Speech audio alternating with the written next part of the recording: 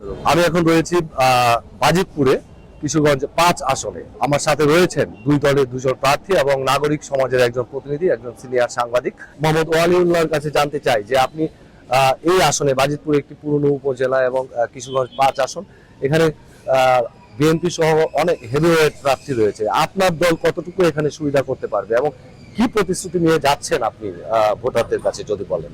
আমার ইচ্ছা এই বাজিতপুরে যে জনগণ এবং নিকলির যে জনগণ, তাদেরকে খেদমত করা।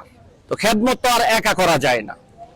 যিনি নির্বাচিত হন, আমিও যদি নির্বাচিত হই, সমাজের মধ্যে দুর্নীতিমুক্তকরণ, মানুষের অবহেলিত মানুষকে তাদেরকে সেবার ব্যবস্থা করে দেওয়া এবং এদেশের যে দুর্বল পরিস্থিতি, বিশেষ করে গ্রামে গঞ্জে নদী নালার আশেপাশে মানুষের যে বর্ষাকালে আষাঢ়ে কষ্টবিদ্ধ হয়, তাদের জন্য সুব্যবস্থা করা, বাসস্থান করা, কর্মসংস্থান করা, শিল্প কারখানা করা এবং জনগণের আপামর দল মত বর্ণ ধর্ম নির্বিশেষে সকলের খেদমত করা। আমরা এখন চলে যাব বিএনপির মনোনীত প্রার্থী সৈয়দ এহসানুল হুদা কাছে। বাজিতপুর নিয়ে কি প্রতিশ্রুতি, কি পরিকল্পনা আপনার মধ্যে রয়েছে তা যদি একটু আমাদেরকে বলেন। বাজিতপুর এবং নিকলি একটি হাওর অঞ্চল, দীর্ঘ ৫৪টি বছর একটি অবহেলিত জনপদ হিসেবে আছে। প্রথমতই আমি একটি আন্তর্জাতিক মানের কারিগরি শিক্ষা প্রতিষ্ঠান করতে চাই।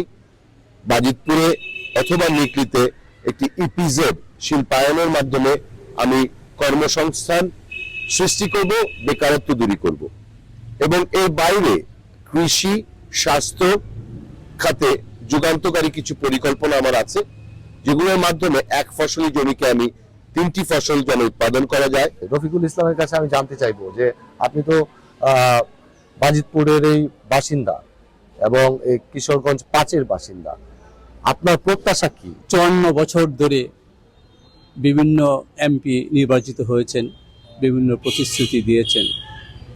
আমি এখন হতাশার মধ্যে একটা কথা বলতে চাই, একজন এমপি সাহেবও পার্লামেন্টে দাঁড়িয়ে বাজিতপুর নিকলির উন্নয়নের কথা একটি শব্দ উচ্চারণ করি। এটা হচ্ছে আমাদের সবচেয়ে বড় হতাশা। এখন যারা এমপি হবেন, যিনি এমপি হবেন, তার কাছে আমাদের প্রত্যাশা হবে তিনি যেন পার্লামেন্টে দাঁড়িয়ে বাজিতপুর নিকলি অঞ্চলের যে সমস্যাগুলো আছে এই সমস্যাগুলো তুলে ধরা। কোনো দুর্নীতিবাজ যেন তাদের কাছে না বিটতে পারে সেদিকে খেয়াল রাখতে হবে।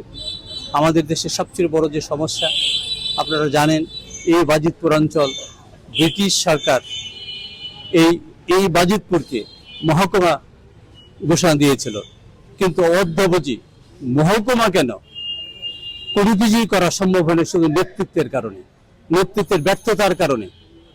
আমরা চাই এমন একজন নেতৃত্ব, যে নেতৃত্ব আমাদের যে প্রত্যাশা, সবচেয়ে বড় প্রত্যাশা, ১ নম্বর মৌলিক যে আমাদের দাবি, সে বাজিতপুরকে জেলা ঘোষণা করা।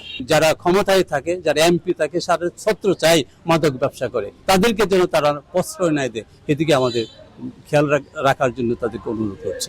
আমরা শুনলাম প্রার্থীদের কাছ থেকে তাদের বিভিন্ন প্রতিশ্রুতির কথা, তাদের ভাবনার কথা।